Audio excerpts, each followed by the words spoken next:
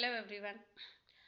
अब हम इस वीडियो में बात करेंगे सबसे महत्वपूर्ण शोषण के बारे में, जो बहुत ज़्यादा ज़रूरी है और उसे रोकना बहुत ही ज़रूरी है।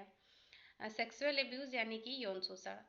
यौन शोषण के मामले में अक्सर देखा गया है 90% मामलों में ये चीज़ें हमारे घर के लोग ही करते हैं। हम ये तो नहीं कहते कि आपको सब पे शक करना चाहिए, और हम ये भी नहीं कहेंगे कि आप ये सोचें कि अरे हमारे बच्चे के साथ ऐसा नहीं होगा, हमारे घर के लोग तो ऐसे नहीं हैं। हमें किसी के चेहरे पे लिखा नहीं हुआ होता है कि वो कैसा है। हमें हमेशा अपने बच्चों के मामले में अपने आँख, कान और दिमाग को खुला रखना चाहिए। अपने बच्चे के व्यवहार को रीड करते रहना चाहिए कि वो एक पल में कैसा था, दूसरे पल में कैसा है, या 2-4 दिन बाद कैसा है। इन सब चीज़ों का हमें विशेष ध्यान देना चाहिए। और अपने 5 साल से लेके 16 साल तक के बच्चों को ये चीज़ें खुद स्वयं से बतानी चाहिए कि क्या गलत है, क्या सही है। और अगर कोई कैसे आपको टच करता है, गुड टच और बैड टच के बारे में भी बच्चों को बताते रहना चाहिए। बच्चों के प्राइवेट पार्ट्स के बारे में उन्हें बताते रहना चाहिए। और प्रॉपरली जिस एज में बच्चा है उसके अकॉर्डिंग, जैसे बच्चा 5 साल का है तो वो उसे हम प्रॉपर नेम नहीं बता सकते, वो उस चीज़ को समझ भी नहीं सकता है।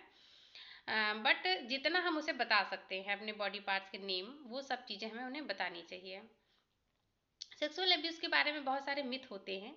जैसे कि जब भी बात होती है तो क्या इंसान सोचता है ना कि एक लड़की है और मतलब जो कि पीड़ित है, और जो गलत करने वाला है वो एक पुरुष है। ऐसा नहीं है, ये बिल्कुल मिथ है। शोषण स्त्री पुरुष दोनों के साथ में हो सकता है, बच्चा मेल चाइल्ड हो या फीमेल चाइल्ड हो, और करने वाला भी मेल फीमेल दोनों हो सकता है। इसलिए हमेशा हमें इन चीज़ों का भी ध्यान रखना है। ये नहीं सोचना अरे हमारा तो बेटा है, उसके साथ तो ऐसा कुछ नहीं हो सकता है, ऐसा बिल्कुल भी नहीं है। और आप अगर अपनी लड़की को किसी गर्ल्स स्कूल में भेज रही हैं और आप संतुष्ट हैं, अरे वो तो गर्ल्स स्कूल है, वहाँ तो सब लड़कियाँ हैं और टीचर्स भी लड़कियाँ हैं, औरतें हैं, तो वहाँ ऐसा कुछ नहीं हो सकता है, ये बिल्कुल मिथ है, ऐसा बिल्कुल नहीं है। और दूसरी चीज़ है कि एक मिथ और है कि हम सोचते हैं हमारे बच्चे को बाहरी लोगों से ही खतरा है। ऐसा बिल्कुल नहीं है। सबसे पहले तो खतरा अपने घर में ही होता है। 90% अपने घर में ही होता है। इसलिए हमें अपने बच्चों के मामले पे किसी पे भी पूरी तरह से ट्रस्ट नहीं करना चाहिए। अपने बच्चे को पूरी तरह से आपको, और बहुत सारी चीज़ें ऐसी हैं जैसे कि हम अपने बच्चे से प्यार करते हैं तो उन्हें किस करते हैं, उनके चीक्स पे, उनके लिप्स पे। अब बच्चा जब छोटा है, 5 साल 8 साल का बच्चा है, तो वो कंफ्यूज हो जाता है कि अगर मम्मा कर रही है तो वो गलत नहीं है, तो कोई और है तो वो गलत कैसे हो सकता है। इसलिए हमें खुद भी इस बात का ध्यान रखना है कि हमें अपने बच्चे के लिप्स पे किस नहीं करना है। हमें उसके सिर्फ चिक्स पे किस करना है, उसके फोरहेड पे किस करना है, या फिर उसका हैंड पे किस करना है।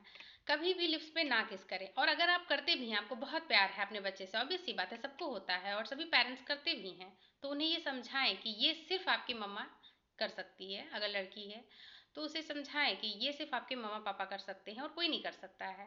मम्मा पापा भी नहीं, ओनली मम्मा कर सकती है। और बहुत सारी चीज़ें हैं, मतलब जो हम समझा सकते हैं अपने बच्चों को। तो बाकी तो सभी पेरेंट्स समझदार हैं।